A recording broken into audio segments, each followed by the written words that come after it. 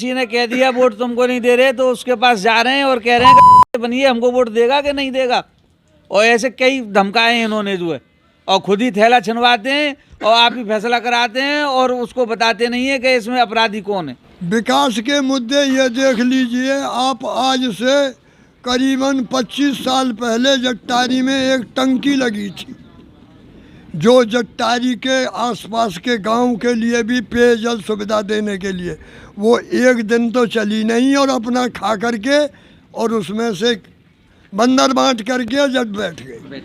Rafa market के 4 बार tender उठ चुके हैं रास्ता बनाने के लिए, अभी तक कोई भी रास्ता नहीं बना है। आप विकास दिखाएं कहाँ पर है। अब माधव नगर में जाकर के देखिए कितना जल भरा हुआ है, आदमी निकल नहीं सकता पैदल। विकास किधर है, किधर दिखाएं तो सही। विकास उधर करा है इन लोगों ने।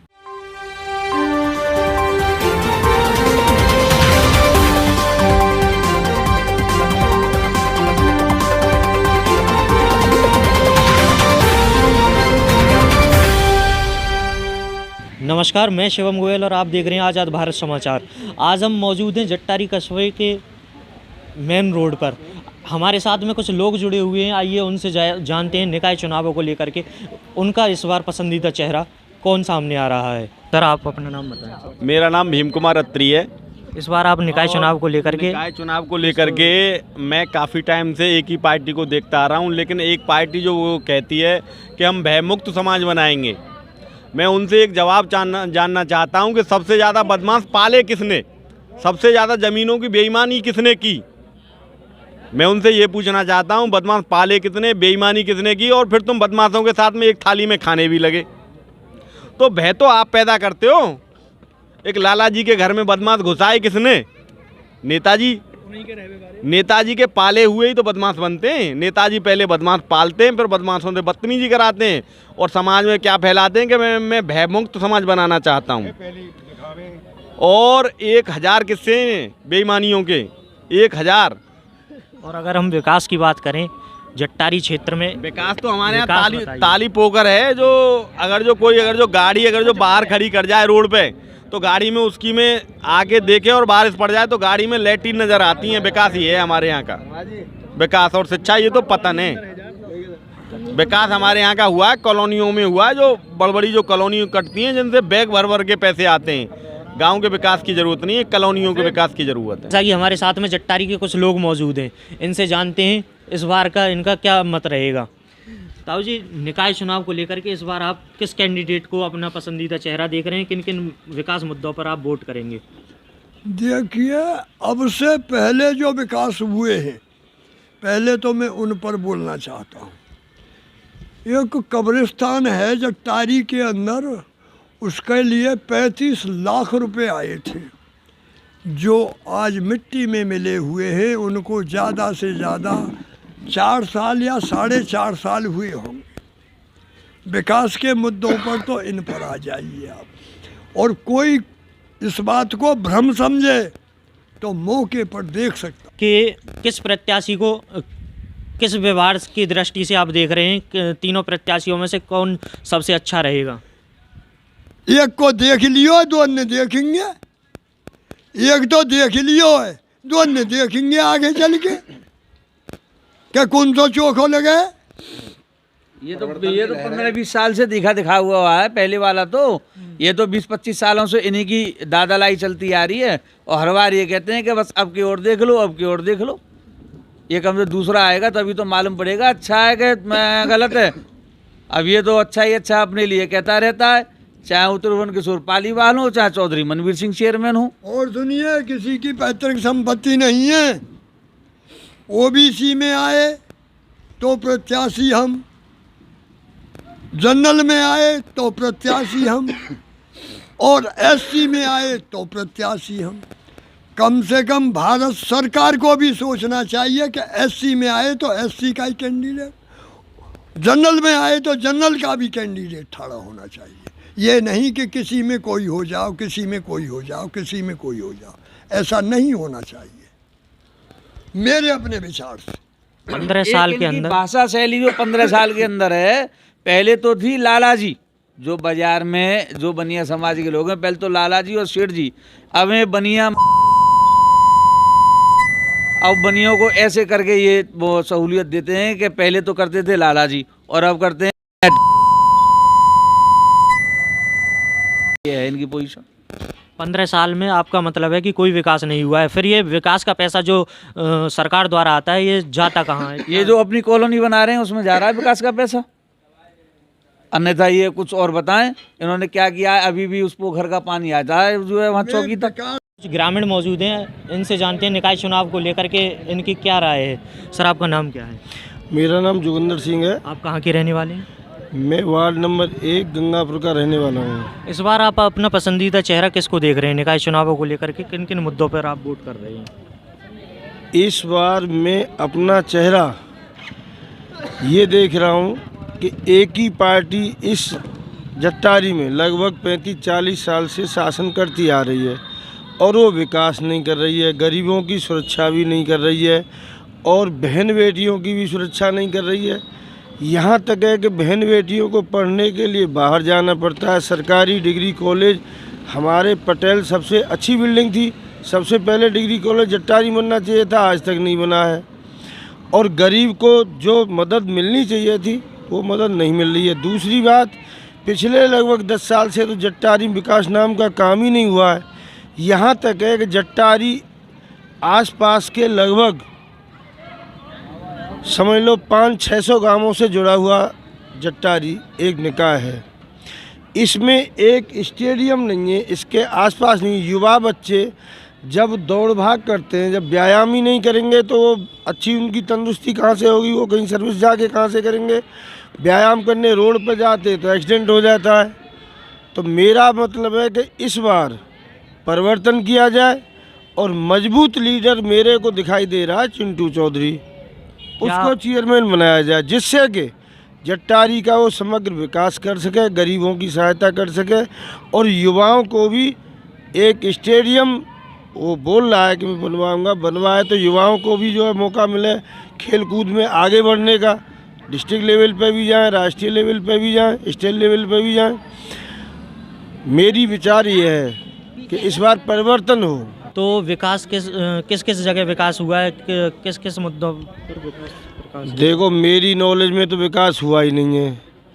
भ्रष्टाचार, जिसको जिसका हक है अगर उसका हक उसको न मिले, मान लो गरीब को कोई शौचालय मिलना था या मकान मिलना था, वो गरीब जो लेने लायक है उसको न मिले और जो पात्र नहीं है उसको मिले, तो ऐसी सरकार से क्या फ़ायदा है?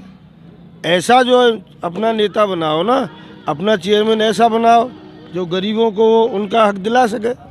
इस बार अगर हम बात करें शौचालय की, घर की, जो मकान योगी सरकार द्वारा करवाए गए हैं जट्टारी के अंदर, अगर हम देखें तो काफ़ी हद तक जट्टारी में मकान वितरण किए गए हैं। मकान वितरण किए गए हैं, लेकिन उन मकानों की आड़ में सबसे ज़्यादा घोटाले भी किए गए हैं। एक व्यक्ति से मकान की आड़ में 2.5 लाख रुपए मकान आते हैं, 10,000 लिए गए, किसी से रिश्वत के, किसी से 50,000 लिए गए, किसी से 20,000 लिए गए।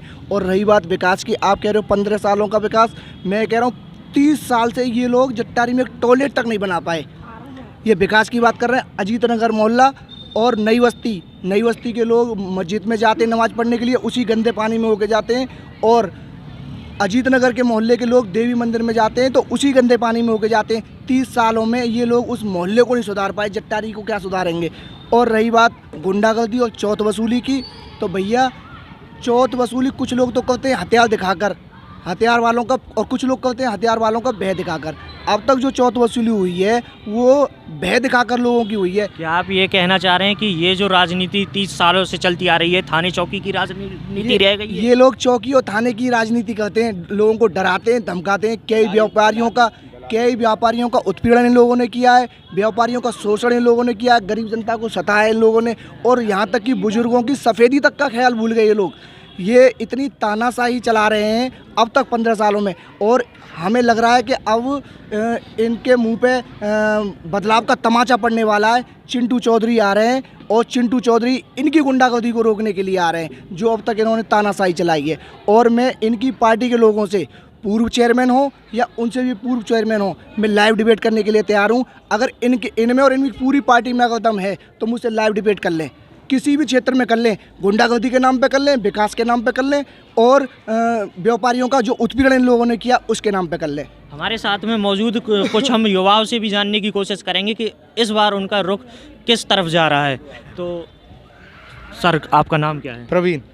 इस बार आप अपना पसंदीदा चेहरा चुनाव को लेकर के किसको देख रहे हैं? भैया चिंटू चौधरी को देख रहे हैं। क्या उनकी ऐसी खास वजह है? क्या उनके कार्य शैली के किस प्रकार से है? वो जी बुजुर्गों का सम्मान करते हैं और विकास के पथ पर चलना चाहते हैं और बुजुर्गों और सभी की सेवा करना चाहते हैं। उन्होंने अपनी 2 SI की नौकरी छोड़ी है क्षेत्र के विकास के लिए और इन लोगों की गुंडागर्दी को देखते हुए। हमारे साथ में और भी लोग काफ़ी मौजूद हैं, हम इनसे जानने की कोशिश करेंगे कि इस बार इनका मत किस पार्टी को जा रहा है। जी, मेरा नाम तो नेत्रपाल सिंह चौधरी है, मैं ये गंगापुर का रहने वाला हूँ।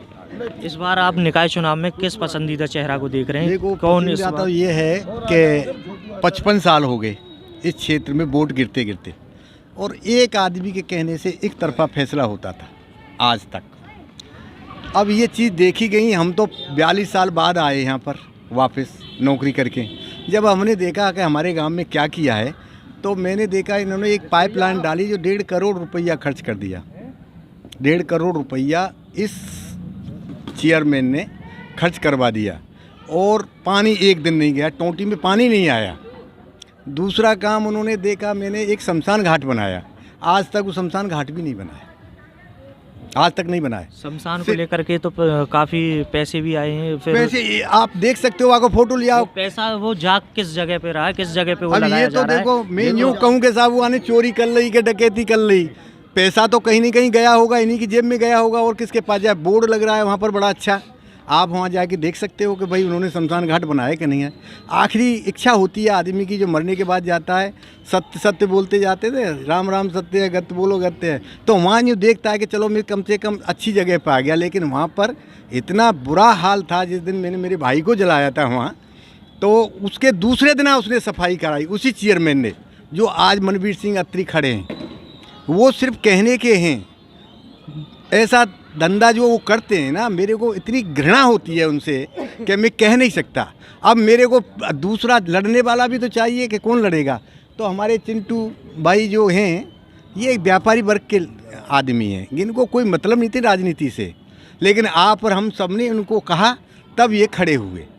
अब ये पढ़े लिखे हैं, अपनी नौकरी छोड़ के आ गए थानेदारी की। एडिशनल SP से रिटायरमेंट होता इनका, अगर आकलन करो तो आज से वो थानेदार क्यों बना और क्यों छोड़ दी। उसको उससे घृणा आती कि थानेदारी की नौकरी साली ऐसी है कि गलत का भी गलत, अच्छे का भी अच्छा, बुरे का भी बुरा। तो इनको हम सब ने उनको कहा कि भाई आप खड़े हो जाओ तो ज़्यादा बढ़िया रहेगा। तो उन्होंने थोड़ा यूँ आया कि चलो अगर आप मेरे को बनाना नहीं चाहते हो तो मैं खड़ा हो जाता। वो खड़े हो गए। अब आपस की खिंचाव चल रहा है दोनों तरफ से। विजय हमारे चिंटू भाई की भी होगी। हाँ जी, हाँ, बहन बेटी की कोई सुरक्षा नहीं करती है। वो तो मैं कहूँ तो आपको ये लोग यूँ कहेंगे कि ऐसी गंदी बात करते हो। ऐसा किया कि हमारे गांव में एक केस हो गया, चाचा भतीजी में झगड़ा हो गया या मारकूट हो गई, उसमें इन्होंने पक्ष किया। उस आदमी से इन्होंने 5 लाख रुपए खा गए। अब दूसरे का भी नाम लूँ तो आप यूँ कहोगे कि साहब ये तो बीजेपी वालों के पीछे पड़ गया। मैं भी चड्डी वाला हूँ, मैं भी RSS का हूँ। उनसे मैंने ज़्यादा सेवा करी होगी, समाज की करी होगी, पब्लिक की करी होगी, सरकार की करी होगी। सिंबल को लेकर के इस बार जो सिंबल से हमें कोई मतलब नहीं है कि सिंबल वो कुएं में दे दे वो अपने को सरकार। हमें क्या मतलब है, तुम फूल किसी को ले लो। हमको जो सिंबल मिला है हम ही जीतेंगे, ये हम आपको वादा कर रहे हैं। और हमको ही वो बुलाएंगे, फिर हमको ही ये कहेंगे कि आप थे, उन्होंने गलत दिया सिंबल, नहीं देना चाहिए था। हमारे साथ में हमारे क्षेत्र के एक लोकप्रिय गायक ताऊ जी हमारे साथ में मौजूद हैं। आइए इनसे जानते हैं कि इनका राय इस बार क्या है। जी, मेरी राय ये है कि अब के अच्छी तरह बदलाव होना चाहिए। आप किन किन मुद्दों पर इस बार वोट कर रहे हैं? विकास के मुद्दों पर। क्या 15 साल में विकास नहीं हुआ है? कोई विकास नहीं हुआ है, ना कोई सुरक्षा है। क्या क्या मुद्दे हैं आपके? मुद्दे भैया हमारे ये टाउन में पूरे में रातों अंधेरा रहता है। वो तो हमारे हाईवे का जो ट्रैफिक चल रहा है बाजार में इसको जीता रहता है। अगर 2 मिनट को बंद हो जाए तो ठोपर खा करके गिरते हैं हम। और इसके लिए 80 लाख रुपए आया था, आज एक बल्ब भी नहीं है किसी लट्ठे पे। जी आपका नाम क्या है? मेरा नाम राकेश प्रताप सिंह नेताजी के नाम से मसूरू में। आप इस बार निकाय चुनाव को लेकर के किस अपनी पार्टी को, किस प्रत्याशी को आप मैदान में लाएं और किसको आप जिताना चाहते हैं? देखिए, मैं आपको बता दूं और अवगत करा दूं कि हमारे नगर पंचायत जट्टारी में करीब 20 वर्ष से नगर पंचायत अध्यक्ष ने अपना कारोबार संभाला, लेकिन नगर पंचायत जट्टारी के अंतर्गत कोई भी ऐसा कार्य नहीं हुआ जिससे जनता प्रसन्न और खुश रही। दूसरी बात कि मुख्य मुद्दे भ्रष्टाचार विशेष मात्रा में रहा।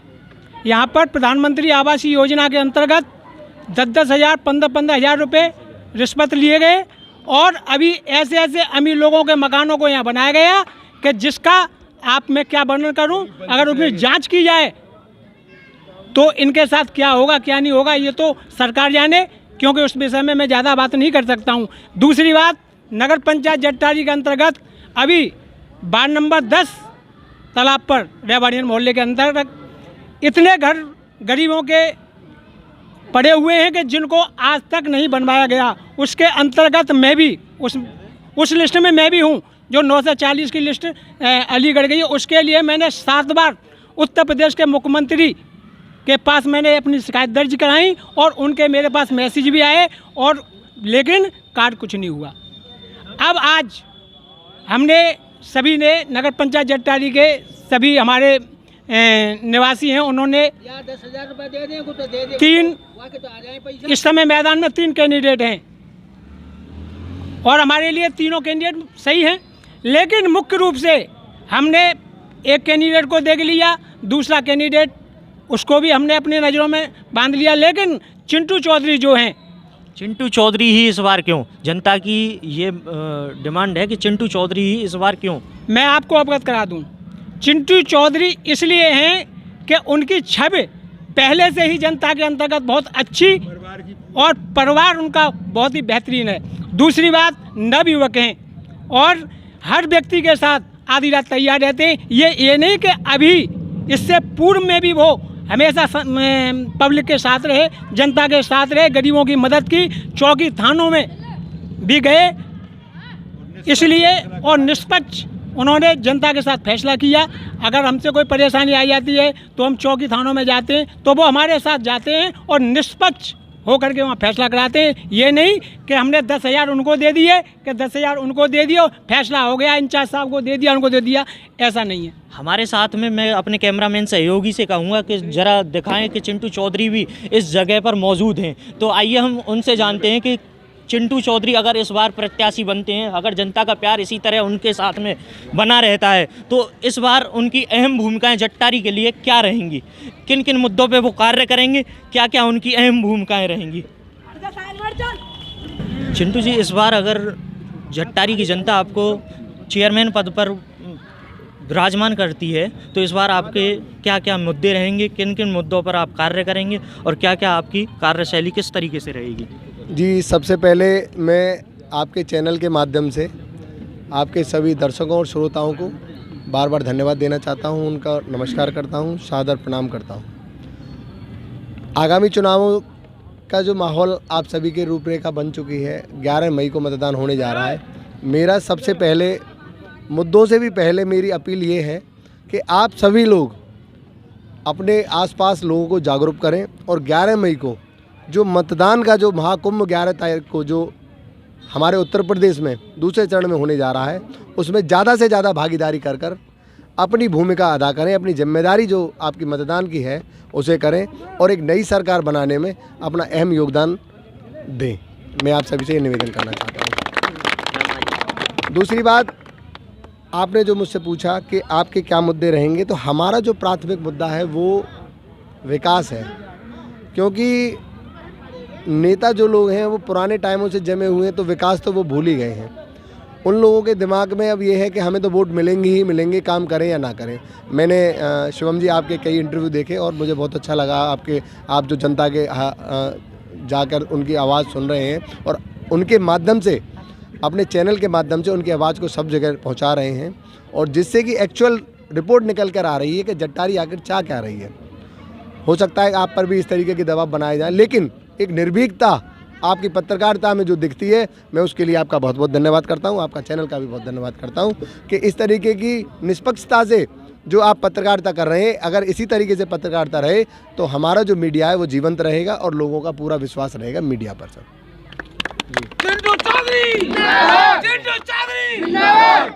इस बार विपक्ष जो है आपको कुछ मुद्दों को लेकर के घेर रहा है। वो कह रहे हैं कि एलसीडी पर कुछ इस तरीके से बोला जा रहा है जैसे कि गुंडई के तरीके से आपको बताया जा रहा है। इस बारे में आप क्या कहेंगे?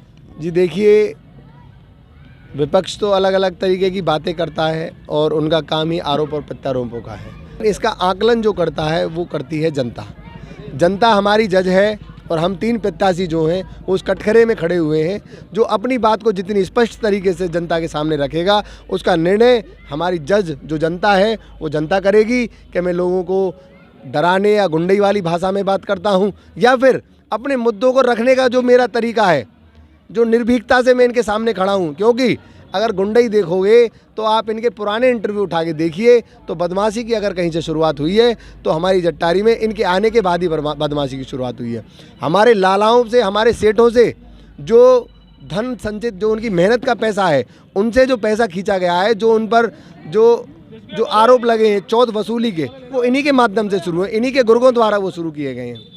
अब उसके बाद भी ये स्थिति आ गई कि मरने मारने की स्थिति भी आ गई कि लोग मरवा दिए गए। इस स्थिति में भी कि वो बदमाश हैं या वो बदमाश हैं, हमें तो यही नहीं पता चलता बदमाश कौन है। पहले ये आपस में बदमाश थे, अब ये दोनों एक जगह बैठे हैं। बदमाशों की अम्मा कभी बताते कि नेता नगर में रहती है, अब बदमाशों की अम्मा बताते कि उसे रोड पे इनके घर में ही रहती है। तो मैं कहना चाहता हूँ ये तो जनता निर्णय करेगी। आरोप मैं भी लगा दूं, सामने वाला लगा दे, जनता हर चीज़ देख रही है। जनता के आगे हर छवि स्पष्ट साफ है और इस बार जनता अपनी मोहर लगाकर ये बता देगी कि आप कितने पानी में हैं, हम कितने पानी में या कोई और कितने पानी में है। कि क्या क्या मुद्दे रहेंगे, किन किन विकास कार्यों पर आप कार्य करेंगे और क्या आपके जनता के बीच में मुद्दे रहेंगे? जी हमारा जो बेसिक मुद्दा है वो सबसे पहले एक जो हमारी जो बिजली, पानी, सड़क, ये जो 3 चीज़ें हैं, इस चीज़ में हम सबसे ज़्यादा काम करेंगे। उस रोड पर बिजली की इतनी समस्या है कि वहाँ पर 1 किलोमीटर के दायरे में कोई भी ट्रांसफार्मर नहीं है और एक ट्रांसफार्मर जो काफ़ी दूरी पर रखा हुआ है। आए दिन मुझे फ़ोन आते रहते हैं वहाँ के नागरिकों के कि भैया आप लोग आइए और हमारा कुछ समाधान करिए। मैं व्यक्तिगत तौर पे भी एसडीओ साहब से कह आया हूँ वहाँ पर जाके कि भैया आप इस समाधान को करिए। उन्होंने आश्वासन दिया लेकिन काम नहीं कर रहे हैं। ये लचरता बिजली में देखने को मिलती है कई जगह। उसके बाद तारों की स्थिति आप देखोगे तो आप हाथ से बच्चे पकड़ लेते हैं, तार इतने नीचे हैं, बुजुर्गों और बड़ों के तो उनके सर टकराते हैं कि कहीं जगह लट्ठों से ऊपर किए हुए हैं तार के, बांस की बल्ली लगा दिया, किसी और से लगा दिया, जिसमें आए दिन खतरा रहता है कि किसी को बिजली ना पकड़ ले या फिर कोई बच्चा इस बिजली के करंट की चपेट में ना आ जाए। दूसरा सड़क का मुद्दा ये है कि आधा घंटे शायद बारिश हुई होगी, मेरे पास करीब 50 से 60 वीडियो अब तक आ चुकी हैं। हालांकि मैं अपने हैंडल से, अपने फेसबुक हैंडल से इन चीज़ों को शेयर नहीं करता, लेकिन लोग इतनी शेयर कर रहे हैं इनकी चीज़ों को। इनका विकास पानी में तैरता हुआ दिखाई दे रहा है। चाहे आप कजरा रोड से उठा लीजिए, जिन्हें अपना गढ़ बताते हैं, चाहे आप अड़ुआ मोहल्ला, अजीत नगर, माधव नगर, कहीं भी देख लीजिए, नालियाँ रुकी हुई हैं, नालियाँ ब्लॉकेज हैं, पानी सड़कों पर दौड़ रहा है, बच्चे निकल नहीं सकते हैं, सांप वहाँ निकल रहे हैं, कीड़े मकोड़े वहाँ निकल रहे हैं, पूरी गंदगी जो है बाज़ार में वो घूम रही है। आप देखेंगे बच्चा सुबह को निकल रहा है तो कूड़े की इतनी गंदी व्यवस्था है हमारे यहाँ पर कि पूरा जैसे ही बच्चा स्कूल के लिए निकलता है सुबह फ्रेश एकदम नहा धोकर, लेकिन वो देखता है कि घर के बाहर ही कूड़ा पड़ा हुआ है, कोई व्यवस्था कूड़े की नहीं है, कोई साफ़ सफाई की व्यवस्था नहीं है। उसके बाद बिजली, पानी, सड़क, बिजली और सड़क के बारे में बात करें तो पानी की आज आप व्यवस्था देखिए कि मुझे लगता है, अगर मैं सही हूँ, कि 1.5 करोड़ के आसपास, 1,47,00,000 मेरे जो आंकड़े हैं वो टंकी में दिए गए, टंकी पे खर्च कर दिए गए। आप ये बताइए, जिस टंकी का आज तक इस्तेमाल नहीं हो पाया है, जिस टंकी के दायरे में रहने वाले व्यक्ति उसका इस्तेमाल नहीं कर पा रहे हैं, जट्टारी के कोने में रहने वाला तो छोड़ दीजिए। तो जब ये सुविधाएं, हमारे पैसे, जब जनता के पैसे जब खर्च हो रहे हैं तो हमें सुविधा क्यों नहीं मिल पा रही, ग्राउंड लेवल तक क्यों नहीं आ पा रही हमारी ये चीज़ें। दूसरी बात मैं कहना चाहूँगा कि विकास के नाम पर जो हमारी भारत सरकार, जो हमारी उत्तर प्रदेश सरकार जो हमें यहाँ विकास दे रही है, और वो इतने अच्छे तरीके से विकास कार्य यहाँ पर हो रहे हैं, लेकिन योजनाओं का लाभ जो पात्र व्यक्ति हैं उनको नहीं मिल पा रहा है। जैसे कि मैं आपको बता दूं कि एक बड़े धन्ना सेठ हैं, उनको लाल कार्ड दे दिया गया, इसलिए लाल कार्ड दे दिया गया कि उनके बच्चों को स्कॉलरशिप छात्रवृत्ति में उन्हें सहायता मिलती, कहीं बाहर पढ़ने जब उनके बच्चे गए तो किसी गरीब व्यक्ति का लाल कार्ड काट कर किसी और व्यक्ति को दे दिया गया। व्यक्तिगत तौर पे मैं नाम नहीं लेना चाहूँगा, लेकिन यहाँ जनता सब जान रही है। मैं अगर आपको बात करूँ तो राशन व्यवस्था इतनी अच्छी तरीके से मोदी जी ने यहाँ पर चलाई हुई है। राशन में कटौती करके 1 किलो और 2 किलो के बीच में कटौती करके गरीबों को राशन बांटा जा रहा है। यहाँ पर अपनी मनमानी हो रही है। आवासों में इतनी बड़ी धांधलीबाजी हुई है कि अगर इस पर जांच बैठा दी जाए तो ऊपर से नीचे तक ये सब लोग लग जाएंगे, क्योंकि 10 से 15 हज़ार रुपये प्रत्येक व्यक्ति से इन लोगों ने दलाली खाई है और इन सब का हिसाब जनता मांगेगी। और इस बार निकाय चुनावों में बदलाव होने जा रहा है। 30 साल की जमी हुई जो सत्ता है ये फंडने जा रही है। पूरा जनता जनार्दन का सहयोग हमें प्राप्त हो रहा है। ये घबराए हुए हैं, विकास इनके पास था नहीं, कभी इन्होंने किया नहीं। अब लोगों को डरा कर, लोगों को धमका कर प्रयास कर रहे हैं वोट अर्जित करने का। ऐसा हम होने नहीं देंगे। हर वोटर, हर समर्थक के साथ हम खड़े हुए हैं। पुलिस प्रशासन पर हमारा पूरा भरोसा है, शासन पर हमारा पूरा भरोसा है और शासन प्रशासन की मदद से हम इन लोगों की जो दादागिरी है, जो बदमाशी ये लोग करते आ रहे हैं, इनको गिराएंगे और जनता जनार्दन हमें पूरा सहयोग करेगी। और इसी रास्ते पर हम आगे बढ़ते हुए अपने विकास के मुद्दों को आगे बढ़ाएंगे और जहाँ विकास बिल्कुल जीरो था वहाँ विकास की गति को हम आगे बढ़ाएंगे। ऐसा हम आप सभी से कहना चाहते हैं और इसमें हमें जनता का सहयोग पूरा मिल रहा है। मैं आपको बता दूं कि अपने चैनल के माध्यम से मैं आपको बताना चाहता हूं कि हम हर बात निष्पक्ष तरीके से दिखाएंगे। हम पर किसी भी प्रत्याशी की कोई फंडिंग नहीं आ रही है, कोई किसी भी तरीके का हमारे ऊपर कोई दबाव नहीं है।